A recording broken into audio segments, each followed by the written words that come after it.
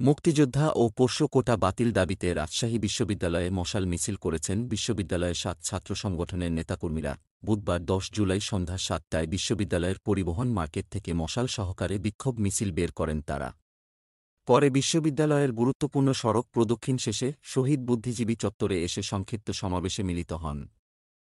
মশাল মিছিলে বিপ্লবী ছাত্র মৈত্রী, নাগরিক ছাত্র ঐক্য, ছাত্র গণমঞ্চ, ছাত্র অধিকার পরিষদ, বাংলাদেশ ছাত্র ইউনিয়ন, সমাজতান্ত্রিক ছাত্রফ্রন্ট ও পাহাড়ি ছাত্র সংসদসহ বেশ কয়েকটি প্রগতিশীল ছাত্র সংগঠনের নেতাকর্মী অংশ নেন। বিপ্লবী ছাত্র মৈত্রী রাবি শাখার সাংগঠনিক সম্পাদক শাহরিয়ার আলিফের সঞ্চালনায় বিশ্ববিদ্যালয় শাখা সমাজতান্ত্রিক ছাত্র ফ্রন্টের আহ্বায়ক ফুয়াদ রাতুল বলেন, মুক্তিযোদ্ধা ও পোষ্য কোটা শিক্ষার্থীদের মধ্যে অসমতা সৃষ্টি করবে।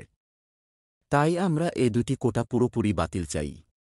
কোটা ব্যবস্থা শুধু প্রয়োজন পিছিয়ে পড়া জনগোষ্ঠীর জন্য, কিন্তু পোষ্য কোটা তেল মাথায় তেল দেওয়ার মতো। ছাত্র অধিকার পরিষদের আহ্বায়ক মেহেদী মারুফ বলেন, মুক্তিযোদ্ধা কোটা, নাতিপুতি কোটা সম্পূর্ণরূপে বাতিল চাই। রেলওয়ে ও প্রাইমারি স্কুলে যে কোটা রয়েছে তা সম্পূর্ণ অযৌক্তিক। এসব কোটা বাতিল করতে হবে। নাগরিক ছাত্র ঐক্যের কেন্দ্রীয় সমন্বয়ক মেহেদী হাসান মুন্না বলেন, কতটা নির্লজ্জ সিস্টেমের মধ্যে আমরা বসবাস করছি, যেখানে কোনো কর্মসংস্থান, কথা বলার স্বাধীনতা নেই, ভোটাধিকার নেই। পিএসসির মতো জায়গা থেকে প্রশ্ন ফাঁস হচ্ছে। সবাই মিলে দেশটাকে ধ্বংস করতে মেতে উঠেছে। বিপ্লবী ছাত্রমৈত্রীর সভাপতি শাকিল হোসেন বলেন, সরকারি চাকরিতে আমরা মুক্তিযোদ্ধা ও পোষ্য কোটা বাতিল চাই। তবে নারীদের সমতা সৃষ্টির জন্য ও সব ক্ষেত্রে অংশগ্রহণ নিশ্চিত করতে তাদের জন্য কোটা প্রয়োজন রয়েছে। এ সময় ৭ সংগঠনের অর্ধশতাধিক নেতাকর্মী উপস্থিত ছিলেন। ভুয়া মুক্তিযোদ্ধা সনদ দিচ্ছে জামুকাই। জাতীয় মুক্তিযোদ্ধা কাউন্সিলের জামুকা মাধ্যমে ভুয়া মুক্তিযোদ্ধা সনদ গ্রহণের অভিযোগ উঠেছে।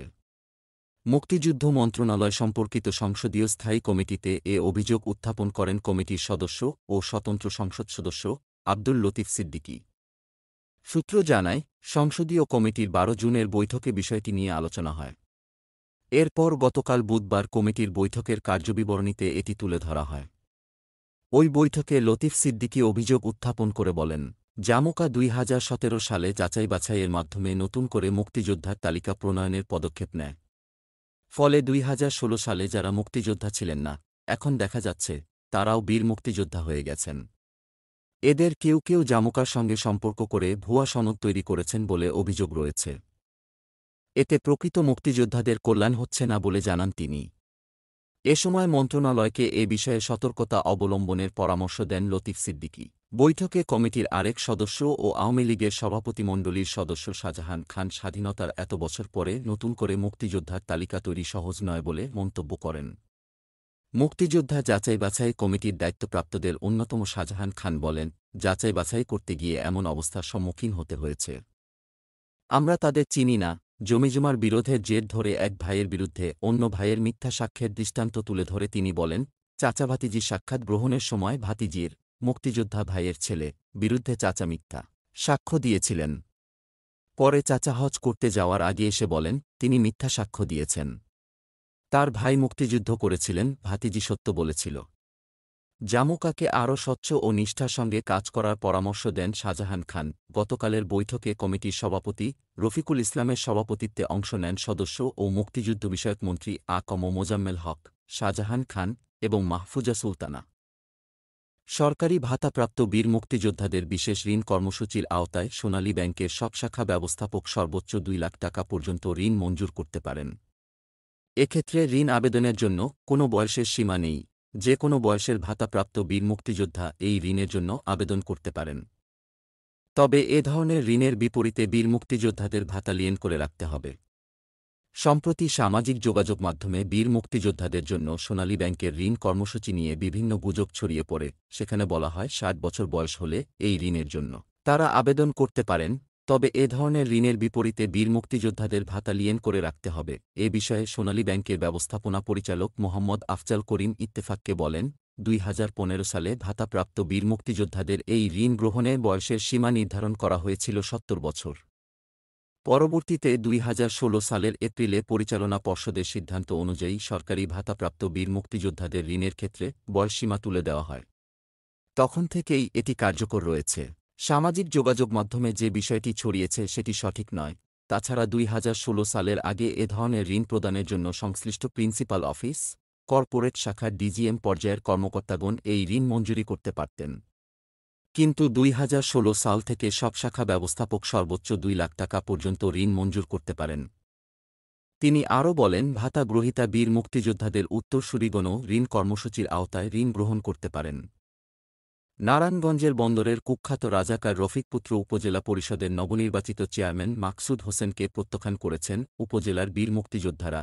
24 জুন বেলা 11টায় বন্দর উপজেলা মুক্তিযোদ্ধা সংসদে আয়োজিত এক সংবাদ সম্মেলনে তারা এই কথা জানান। সংবাদ সম্মেলনে বন্দর উপজেলা মুক্তিযোদ্ধা সংসদের ডেপুটি কমান্ডার বীর মুক্তিযোদ্ধা কাজী নাসিরের সভাপতিত্বে অন্যান্য বীর মুক্তিযোদ্ধা সংবাদ সম্মেলনে অংশ নেন।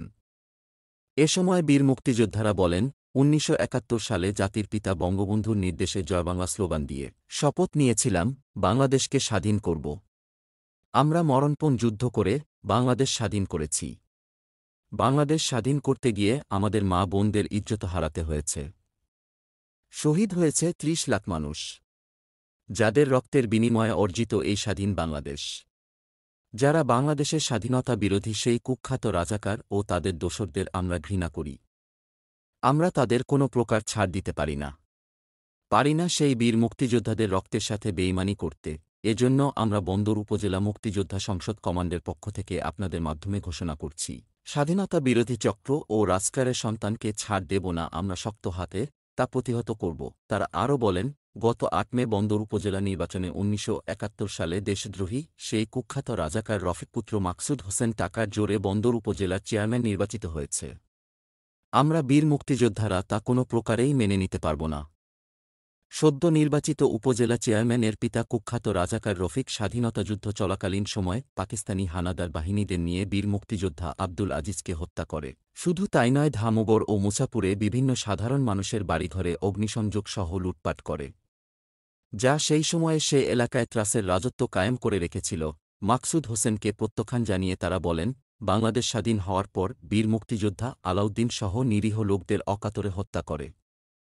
সেই বর্বর ও কুখ্যাত খুনি রাজাকার রফিকের পুত্র মাকসুদকে বন্দর উপজেলা চেয়ারম্যান হিসাবে প্রত্যাখ্যান করছি। গত 12 জুন সে উপজেলার দায়িত্ব নেয়ার সময় বন্দর উপজেলার বীর মুক্তিযোদ্ধারা তাকে বয়কট করেছে। বন্দর উপজেলা মুক্তিযোদ্ধা কমান্ডের সভায় বীর মুক্তিযোদ্ধাদের সর্বসম্মতিক্রমে সিদ্ধান্ত নেওয়া হয়, আমরা রাজাকার পুত্রের সকল অনুষ্ঠান বয়কট করলাম। মৌলভীবাজার পৌর শহরের চাঁদনীঘাট ব্রিজ সংলগ্ন মুক্তিযোদ্ধা কমপ্লেক্স ও শিশু কানন হাই স্কুলের পাশে চলছে হরিজন সম্প্রদায়ের এক ব্যক্তির জমজমাট মাদক ব্যবসা, যার মারাত্মক প্রভাব পড়েছে মুক্তিযোদ্ধা কমপ্লেক্স ও শিশু কানন হাই স্কুলের কোমলমতি শিক্ষার্থীদের উপর। স্কুলের কোমলমতি শিক্ষার্থী, শিক্ষক শিক্ষিকা ও আশপাশে বসবাসকারী পথচারীরা মাতালদের আনাগোনা আর মাদকের গন্ধে নাকে ধরে এলাকা দিয়ে যাতায়াত করছেন। আর রাতারাতি মাদক ব্যবসা করে কোটিপতি হয়েছেন হরিজন সম্প্রদায়ের জসিম ওরফে প্রদীপ ভাস্কর। জসিম ওরফে প্রদীপের ঘরে প্রায়ই বসে চেয়ার টেবিল দিয়ে মাদকের আসর। সূত্র বলছে, পিতা রামরূপ ভাস্কর ও মাতা লিলিয়া ভাস্করের ছেলে কুমিল্লায় জন্ম নেয়া জসিম ভাস্কর 2009 সালে মামা মুন্নার মৌলভীবাজার বাসায় আসে।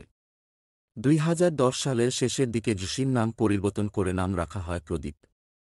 মৌলভীবাজার পৌরসভার 1 নং ওয়ার্ডের বাসিন্দা দেখিয়ে নির্বাচন অফিসে গিয়ে ভোট তুলে হয়ে যায় পৌরসভার ভোটার। সেই ভোটার আইডি কার্ড দিয়ে স্বাস্থ্য কমপ্লেক্সে সরকারি চাকরির আবেদন করলে তার চাকরি হয় পরিষ্কার পরিচ্ছন্ন কর্মী হিসেবে। মৌলভীবাজার থেকে যোগদান করেন কুলাউড়া স্বাস্থ্য কমপ্লেক্সে। চাকরির 1 বছর নিয়মিত মৌলভীবাজার থেকে যাতায়াত করলেও পরের বছর থেকে মাসে 15 দিনে একদিন কর্মক্ষেত্রে যান এবং 15 দিনের স্বাক্ষর একদিনে করেন। এ বিষয়ে নাম প্রকাশে অনিচ্ছুক স্বাস্থ্য কমপ্লেক্সের কয়েকজন বলেন, প্রদীপের সাথে এ বিষয়ে কথা বললে সে আমাদের হুমকি ধামকি দেয় এবং বলে আমাদের মত দিয়ে পুলিশের কাছে তুলে দিবে। তার সাথে পুলিশের শক্তি আছে। প্রদীপের জন্মস্থান কুমিল্লার সুইপার কলোনির হরিজন সম্প্রদায়ের কয়েকজন বলেন, প্রদীপকে আমরা চিনি না। আপনি যে ছবি দেখিয়েছেন সে হল্লে জসিম। তার বাবার জসিমের বড় বোন পাইলিয়া ভাস্কর মৌলভীবাজার পুরাতন হাসপাতালের ভিতরে কোয়ার্টারে থাকেন অবৈধভাবে। কর্তৃপক্ষ কোনো ব্যবস্থা নিচ্ছে না এবং বোন পাইলিয়ার বাসায় নেশার বিভিন্ন জিনিস রাখে, যা প্রশাসনের নজরে আছে। কিন্তু জসিমের টাকা শক্তির কাছে অনেকে কাবু। প্রায় 3 বছর আগে জসিমের পিসির ঘরের ভাই কানাইয়া ভাস্কর জসিমের মাদক নিয়ে তার ঘরে ধরা খায়। সেই সময় তাকে জেল হাজতে নিয়ে গেলে কয়েকদিন পরে কানাইয়া জেল হাজতে মারা যায়। এ বিষয়ে সাবেক মুক্তিযোদ্ধা কমান্ডার জামাল উদ্দিন আহমদ বলেন, মৌলভীবাজার পৌরসভার ভিতরে প্রকাশ্যে মদ গাঁজাসহ নেশার জিনিস বিক্রি করে এটা নিয়ে কেউ কথা বলে না। জসিম একটা আবর্জনা, তাকে পুলিশে কেন এখান থেকে সরায় না বুঝতে পারছি না। এটা তো তার বাড়ি না, আর যার বাসায় থাকে সেই বাসাও তাদের না। এই জায়গা হল সড়ক ও জনপথ এবং পানি উন্নয়ন বোর্ডের। এটা নিয়ে আমরা মামলা করেছি, আদালত আমাদের পক্ষ রায় দিয়েছে। তাই আমরা মুক্তিযোদ্ধার পক্ষ থেকে বলছি এবং প্রশাসনকে অনুরোধ করছি, আপনার এইখান থেকে জসিম নামের আবর্জনাকে পরিষ্কার করেন। এলাকার সামাজিক সচেতন সংগঠনের সাধারণ সম্পাদক রাজা মিয়া বলেন, আমাদের এলাকার পরিবেশ নষ্ট করছে, এলাকার যুব সমাজ নষ্ট করছে। তাই জসিমকে এইখান থেকে সরাতে হবে।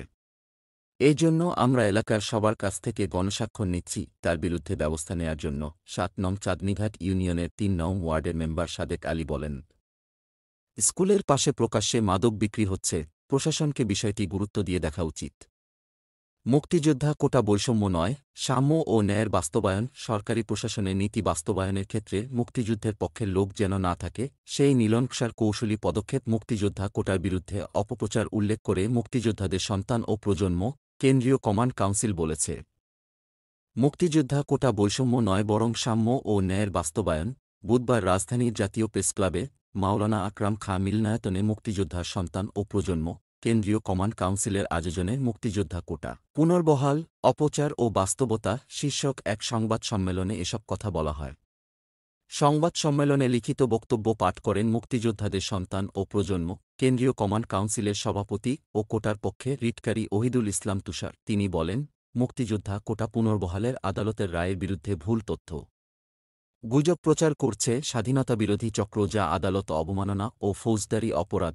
সংবাদ সম্মেলনে লিখিত বক্তব্যে বলা হয়, কোটা প্রথা কোনো বৈষম্য নয় বরং বৈষম্য দূরীভূত করে ন্যায্যতা ও সাম্য সৃষ্টি করে, যা সাংবিধানিকভাবে স্বীকৃত। ১৯৭৫ থেকে ১৯৯৬ পর্যন্ত যে শাসনকাল, সে সময় মুক্তিযোদ্ধার সন্তান নিগৃহীত ও বঞ্চিত হয়েছে রাষ্ট্রীয় সব ক্ষেত্র থেকে, যা তাদের সামাজিক, রাজনৈতিক এবং অর্থনৈতিকভাবেও মেধা থাকা সত্ত্বেও পিছিয়ে রেখেছে।